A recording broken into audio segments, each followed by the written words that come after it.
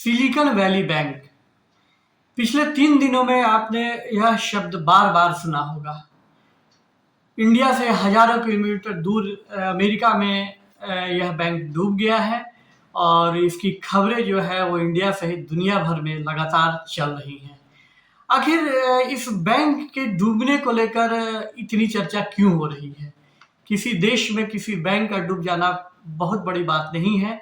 इससे पहले भी कई बैंक डूब चुके हैं, लेकिन इस बार आखिर इतनी चर्चा क्यों हो रही है और यह बैंक क्यों डूबा और इस बैंक के डूबने का इंडिया सहित दूसरे फाइनेंशियल मार्केट्स पर क्या असर पड़ेगा?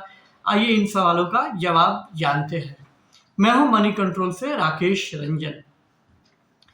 सबसे पहले मैं आपको यह बता दूं कि सिलिकॉन वैली बैंक यानी SVB भले ही इंडिया से हजारों किलोमीटर दूर डूबा है और इंडिया से इसका सीधा कोई कनेक्शन नहीं है, लेकिन जिन वजहों से यह बैंक डूबा है उन वजहों की पड़ताल करने पर पता चलता है कि किसी भी देश में, चाहे वो इंडिया हो या कोई और देश हो, कोई भी बैंक डूब सकता है अगर समय रहते उसने अपनी वित्तीय स्थिति को ठीक करने की कोशिश नहीं की।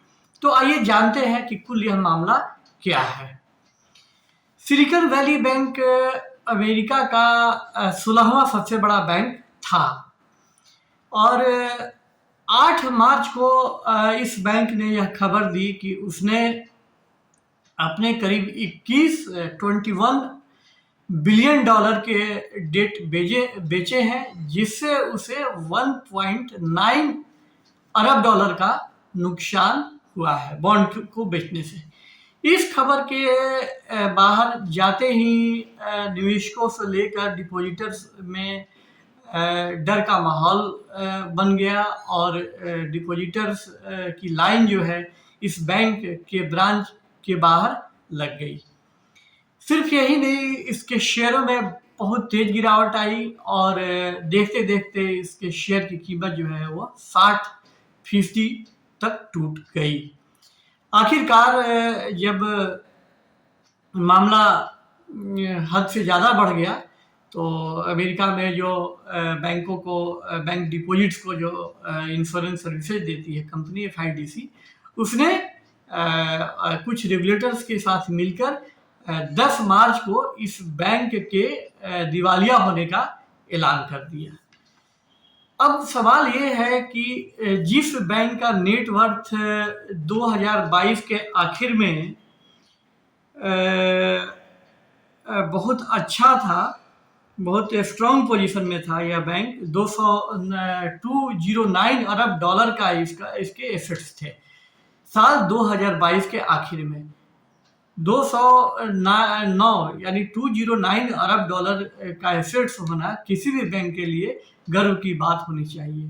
तो फिर ये कुछ ही महीनों में मार्च आते आते इस बैंक के डूबने की नौबत क्यों आ गई? इसकी 2 बड़ी वजह हैं। पहली वजह तो यह है कि पिछले करीब 1 साल से स्टार्टअप इंडस्ट्री की सेहत जो है वो बहुत ख़राब चल रही है।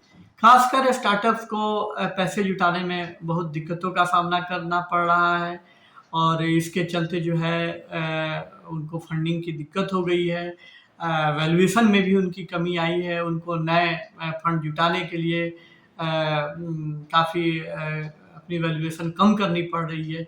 तो एक तो ये है कि स्टार्टअप इंडस्ट्री का जो, स्टार्टअप सेक्टर का जो कनेक्शन है वह SVB से है, सिलिकॉन वैली बैंक से। क्यों है?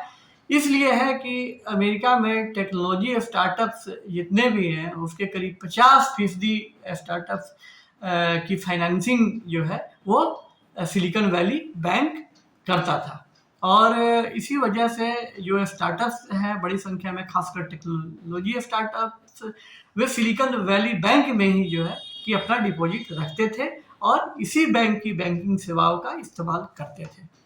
तो एक तरफ तो यह है कि इसका बहुत ज़्यादा एक्सपोजर जो है वह स्टार्टअप सेक्टर में रहा है और स्टार्टअप के बहुत पैसे जो है इसके यहाँ डिपॉजिट के रूप में जमा थे, पहली बात। दूसरी बात कि पिछले करीब 1.5 साल में जो इंटरेस्ट रेट के सिनेरियो में जो बदलाव आया है, उसका बहुत बड़ा रोल इस बैंक के डूबने में है। क्या है? यह सिनेरियो इस तरह से है कि पिछले करीब 1 डेढ़ साल में अमेरिकी फेडरल रिजर्व, अमेरिका का जो केंद्रीय बैंक है, अमेरिकी फेडरल रिजर्व बैंक सहित करीब सभी बड़े देशों के केंद्रीय बैंक ने, जिसमें कि इंडिया का रिजर्व बैंक भी शामिल है, इन्होंने इंटरेस्ट रेट में जो है कि बहुत बढ़ोतरी कर दी है। अकेले सिर्फ इंडिया में जो है इंटरेस्ट रेट जो है वह पिछले साल मई के बाद से करीब 2.5% जो है वह बढ़ गया है, और अमेरिका में यह 0 से बढ़ के करीब 5% पर पहुंच गया है। तो इंटरेस्ट रेट बढ़ने का असर यह होता है कि इंटरेस्ट रेट बढ़ने से बॉन्ड्स की कीमतों में बड़ी गिरावट आती है, और बॉन्ड्स की कीमतों में गिरावट का अब सवाल है कि बैंकों पर क्या असर पड़ता है, खासकर सिलिकॉन वैली बैंक से इसका क्या संबंध है। संबंध यह है कि हर बैंक को अपने एसेट्स का, यानी कि अपने जो कुल डिपॉजिट कह सकते हैं, उसका एक बड़ा हिस्सा बॉन्ड में रखना अनिवार्य होता है। इंडिया में भी ये नियम है, दूसरे अमेरिका से दूसरे देशों में भी ऐसा नियम है।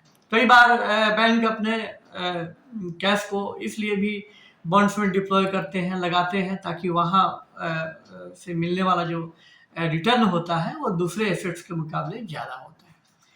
अब पिछले ये 1.5 साल में जो बैंक ये इंटरेस्ट रेट जो बढ़े हैं, तो इससे दुनिया भर में जो है कि बॉन्ड की कीमतों में गिरावट आई है। इस गिरावट की वजह से जो